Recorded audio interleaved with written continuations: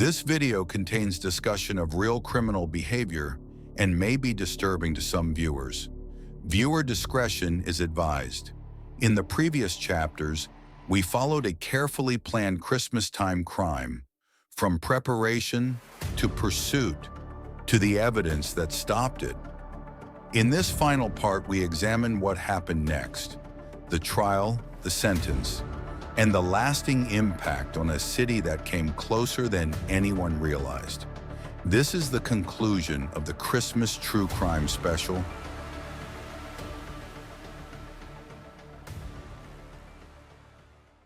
Elias Northwood's arrest ended the immediate danger.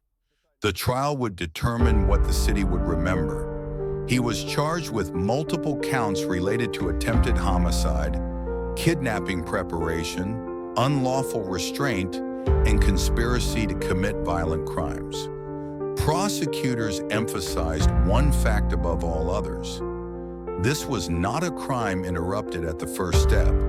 It was a planned stop near completion. In court, the state presented the evidence chronologically: the notebooks, the timelines, the addresses, the rehearsed movements. Jurors were shown maps overlaying Northwood's planned routes with weather forecasts he had annotated weeks in advance. Forensic experts testified that the cellar beneath the cabin had been prepared for prolonged use. Digital analysts reconstructed his movements using traffic cameras, public Wi-Fi logs, and library computer sessions. The conclusion was unavoidable. This was not fantasy. This was execution delayed. The defense did not dispute ownership of the materials. They argued intent. They claimed the plans represented obsession, not inevitability, fixation without follow-through.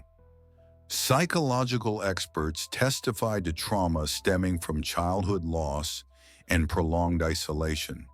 But under cross-examination, one detail changed everything. When asked why the van contained multiple destination envelopes labeled by town, the defense had no explanation, the jury noticed. After 4 days of deliberation, the verdict was returned: guilty on all major counts. The judge described Northwood's actions as methodical, premeditated, and narrowly prevented from irreversible harm. He was sentenced to multiple consecutive terms, ensuring he would never be released. As he was led from the courtroom, he showed no visible reaction, no outburst, no protest, only silence.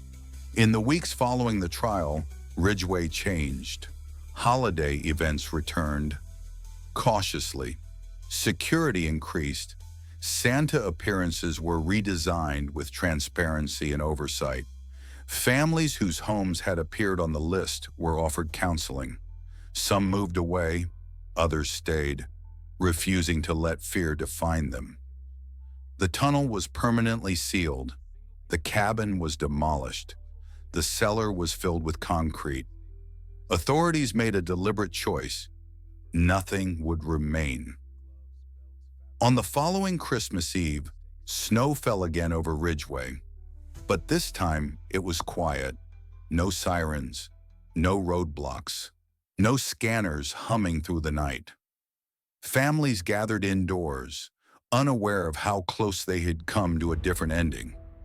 Investigators later reflected on the case with a single shared understanding.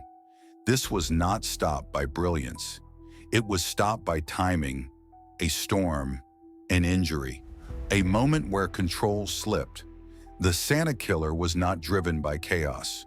He was driven by patience, by preparation so meticulous that it almost worked. And that is what continues to unsettle those who studied the case. There were no warning screams, no threats, no manifesto broadcast to the world, only lists, schedules, and silence. This case changed how authorities evaluate seasonal threats.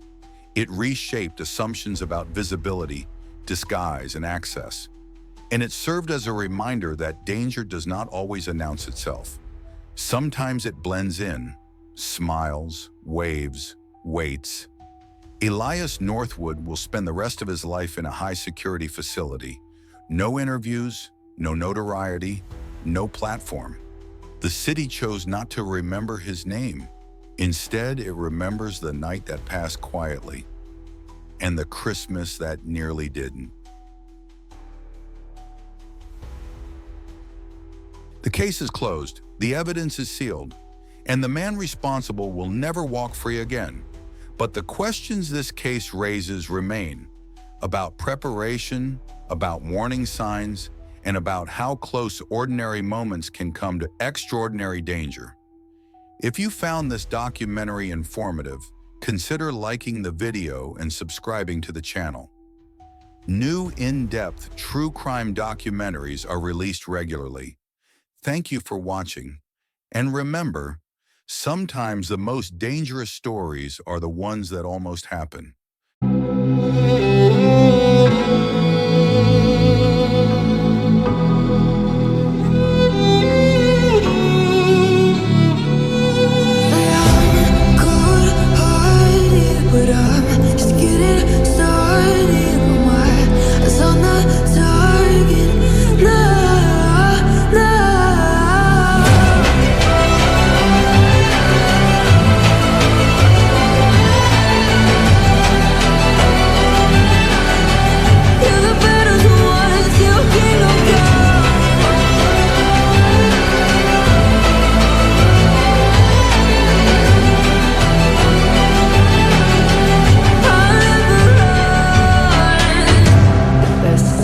Give me your loyalty, 'cause I'm taking the world, you'll see.